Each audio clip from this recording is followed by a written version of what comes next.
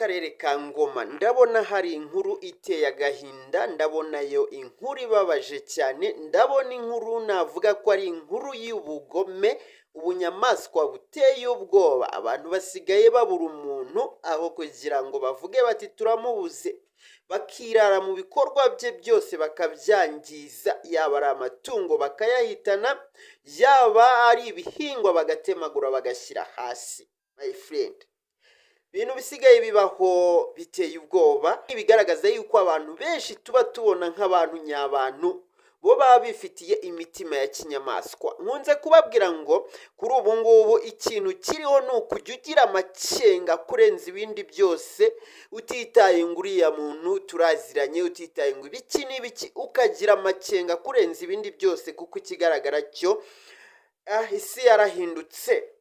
Ni inkuru turi kubona rero mu karere ka Ngoma, inkuru y'umuturage umuntu atatinya kuvuga yuko nawe iyo bamubona ari we baba bishe. Ibikorwa yakorewe biteye ubwoba, ni ibikorwa bigaragaza yuko bamuhize baramubura, barangije kumubura baravuga bati eka tujye mu matungo ye tuyagire gutya.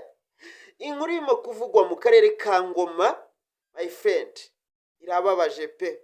Inkuru irimo kuvugwa mu karere ka Ngoma iravuga yuko abagizi ba nabi, reka mbite gutya, abagoma, bahemu, abantu bafite umutima wa kinyamaswa bataramenyekana, biraye mu rwuri rw'umuturage, baragenda inka ze zose zirimo barazitemagura barazica, usibye ebyiri zasigaye ariko nazo zisigara ari intere. Umva ukuntu aba bantu ari n'abagome, bagiye batema n'ibice by'izo nka, bimwe bakabijyana. Hari izo bagiye batema amaguru yazo bakayajyana. Yabaye mu ijoro ryo kuri uyu wa 25, ntibirumvikana, kuri uyu wa kabiri ahagana saa 5 z'ijoro.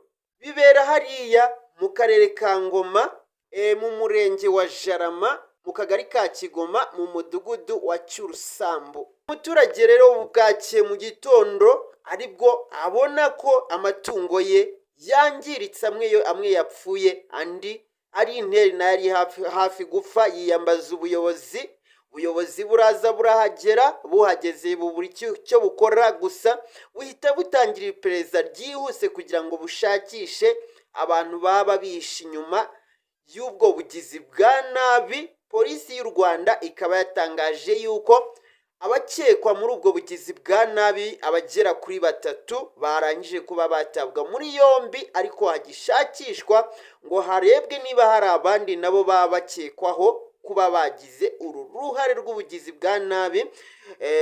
Igikorwa cy'ubugizi bwa nabi rwose kigaragaza ubunyamaswa. Mushobora kubona muri iyi nkuru turimo kubabwira tutashyizemo zimwe mu nka zangiritse, twifashishije izisa nkaho zapfuye ariko noneho zitagaragaza amaraso, kubera yuko kugaragaza ibintu by'amaraso ku mbuga nkoranyambaga atari byiza. Abakuriye izi mbuga nkoranyambaga batabyemera, ariko kuri kava mwazibonye ziriya nka zose ziryamye hasi, zimwe zavuye amaraso, izindi sinzi ukuntu babigenje. My friend, akubwiye ngo uriya muntu yakorewe ubugome burengeje ukwemera.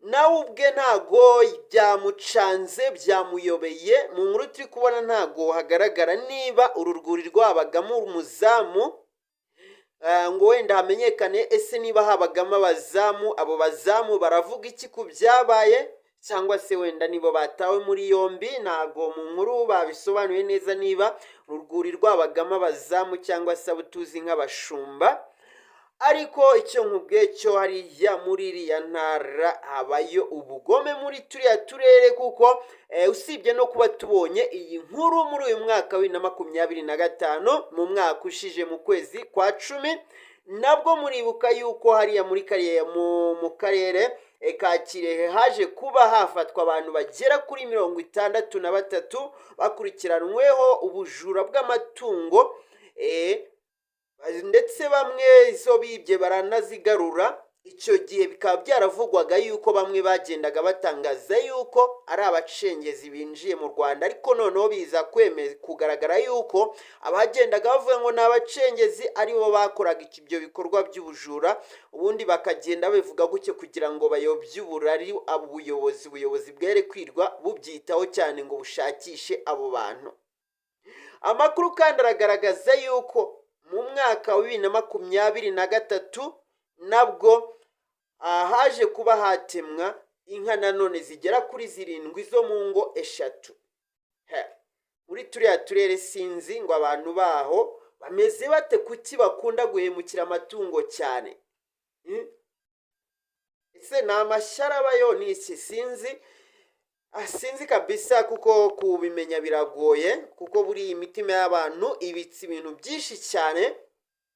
Ariko mubyumve neza, ubugome busigaye buriho buteye ubwoba. Ni ukujya mugira amakenga arengeje, ni ukujya mugira amakenga kurenza ibindi byose.